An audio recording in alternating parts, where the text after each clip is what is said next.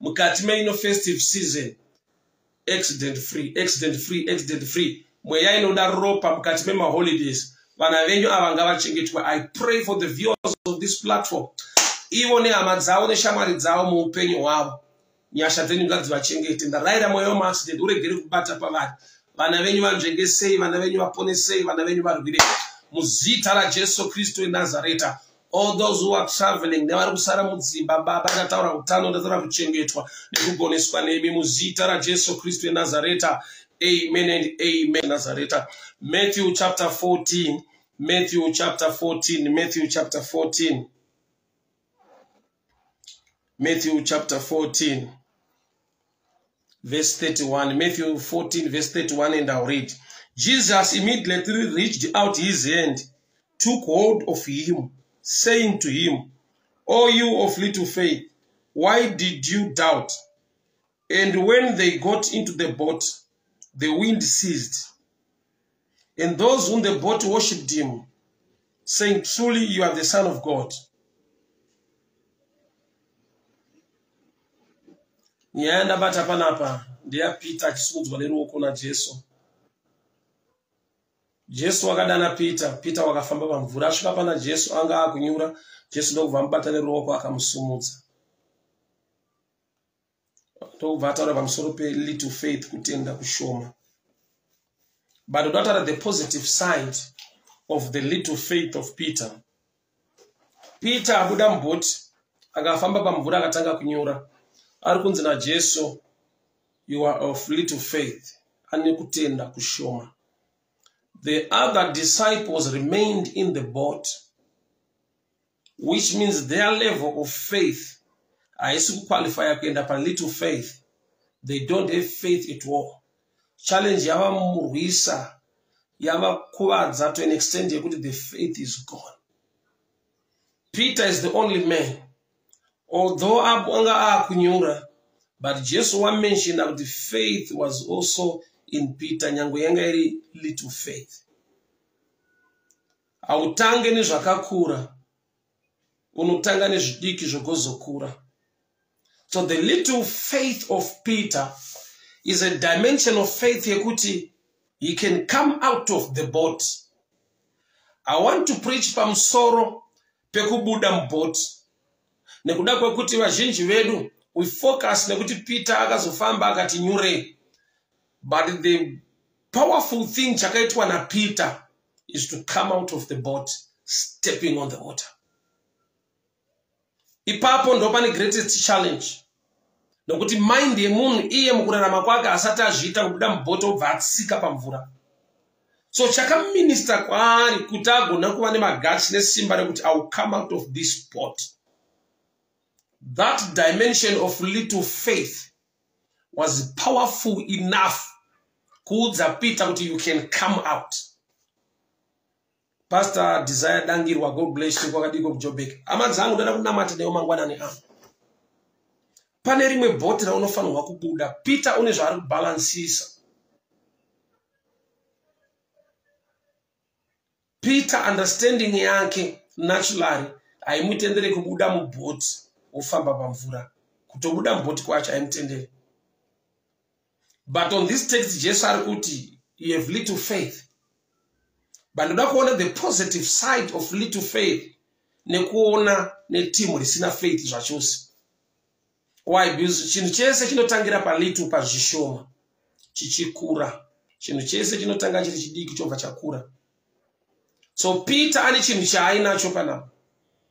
Although it's so little, but zvamupa the courage to come out of the boat. Ndoda kunamata ndichisa declaration muupenyu hwako. Pane pamwe paunonzwa kuti I must do this, but the starting point kutanga chinhu kunonetsa. Chinhu chese chaunoona chichiitwa nevanhu ukavabvunza how they start, vakatanga sei, it was not easy. I remember when I started ministering kuma streets, the first day ndakaenda parengi kundoparidza, ndakamira parengi for almost 30 minutes without saying any word. Ndichidebata mumind mangu mumoyo mangu kuti ndadaniwana Mwari here, zvinoita here, vanhu vanonditeera. I had so many questions in me. kureva kuti to start kutanga, it's not easy. So I pray for that dimension of little faith. Kutenda ngakungobata nyange kukava kushoma, but ngakukusunde kubuda mumabhoti. Bhoti randikutaura nezvaro izvezvi ibhoti retradition, ibhoti recommunity, ibhoti remafungiro ako. Vanotaura mutauro wechirungu vanoti thinking outside the box, which means kune a normal way to think, kune ma-systems are normal anoitwa nevanhu. But there are times you need to think outside the box, to believe in yourself, to believe kuti aiwa izvi zvinoita ndakutoita inini. Kutanga chinhu kwese kunonetsa. Unenge une ma-questions ekuti ko zvikasaita, ko zvikasabuda, ko zvikabondera. Izvezvi une vision, une plan yezvimwe zvinhu zvombe muupenyu. But you are trapped in a boat rine mafungiro ari common evamwe vako nema-advice avo ekuti ko ukabuda mubhoti ukanyura, ko ukatanga business racho rikasafamba, ko ukatanga kuzviita zvikanzi hazvichabhadhara zvisina mari. Mazwi iwayo ari normal mumind dzemunhu kuti ko ndikazviita zvikasabudirira. Zvikasabudirira vanhu vachati kudii? So starting kutanga kuvamba chinhu, it's not easy. So Peter ari kunzi naJesu, you of little faith. Murume abuda mubhoti. So little faith inotombodiwa. Nekuda kwekuti timu rasara riri mubhoti, faith yacho haisisipo zvachose, because of fear, because of the challenges, the wind against the boat. But Peter, mu dimension ye little faith, he came out of the boat. Mwari ngavakupe kutenda, nyangwe kukava kudiki, for you to come out of that boat. Boat rinobudika irori. Panotsikika pamvura pausati wambotsika. Tenda kuti Mwari chinhu chandakutanga kuita iko zvino. Ndiwanireiwo nyasha. Ndiwanireiwo nyasha. Kutanga kunonetsa, kutanga kunonetsa. Mind ine zvainofunga, une zvaunonzwa, une marerero ako, vanhu vari around you vane zvavanotaura. Kuti yawafunga kuita iyi, ko ikasaita. Ko kana watanga chinhu chacho, vanhu vakasamira newe. Ndati iyoyo i-common sense.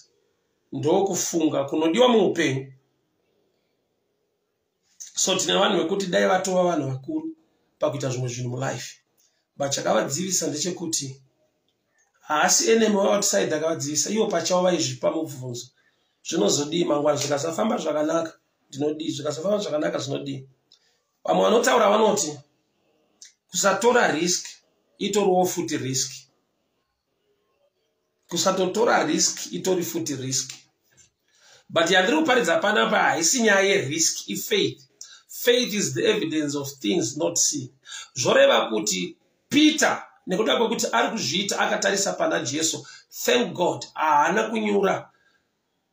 Nekuda kwekuti he was close to him, Jesu akatambanudza ruoko akasimudza Peter. Zvoreva kuti ukazviita une mind yekuziva Mwari, kutenda Mwari, uchinamata Mwari, the hand of the Lord is not short. Problem ndeyekutora risk uri outside his word. Problem ndeyekutora risk without believing and trusting him.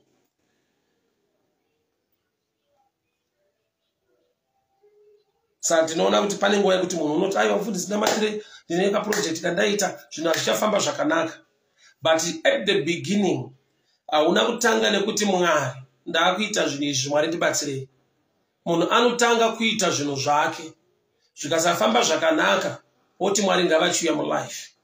Peter hongo ane little faith, but achibuda mubhoti amenshena zita raJesu, kana murimi nditenderei nduwe. Kureva kuti ari kufamba number 1 mukutenderwa, number 2 achienda kuna Jesu wacho. I want to pray with you this morning. Une zvinhu zvaroda kuita mulife, but your mind is the biggest hindrance, because une zvauri kufunga kuti ko zvikasaita ko ndikabva ndangonyura ko vanhu vakasamira neni. Munamato wangu ndekuti Mwari ngavamire newe pane chese chaunoda kutanga nekuvamba muupenyu. Mwari ngavamire newe. Isa rutendo rwako muna Mwari. Peter of little faith came out of the boat. Boat is system of thinking iri normal mu community, mu society. Mungu wakashoma kuti uwe nepfungwa yekuti kozvikaita. Dai Mwari atiwanira nyasha. Dai Mwari vatichengeta nekutigonesa. Ndikunamata newe mudikani mangwanani ano. May the good Lord bless you. Zvakare mangwanani on this prayer devotion. Mwari werugare vakuchengetei. Abios Banda, God bless you. Gertrude Makomo, God bless you. Melin Chitaka, God bless you. Messi Muchagonei, God bless you. Geti Rudo, may the good Lord bless you. Hama dzangu muswere munyasha. Mwari werugare vakuchengetei. Mwari wenyasha vakugonesei. Zephanias Chaiva, God bless you. Nyasha dzamwari dzikuvhumbamire pamunopinda nepamunobuda. Chese chaunoda kuvamba mudikari Mwari ngaakutungamirira. Lisandra, God bless you. Mariam Boroma, God bless you. Brenda Dorothy, God bless you. Shailini Dlamini, Patience Kudzingo, Fungai Jambwa, Nyati Patience. Chese chamunoda kuvamba Mwari ngavakutungamirei.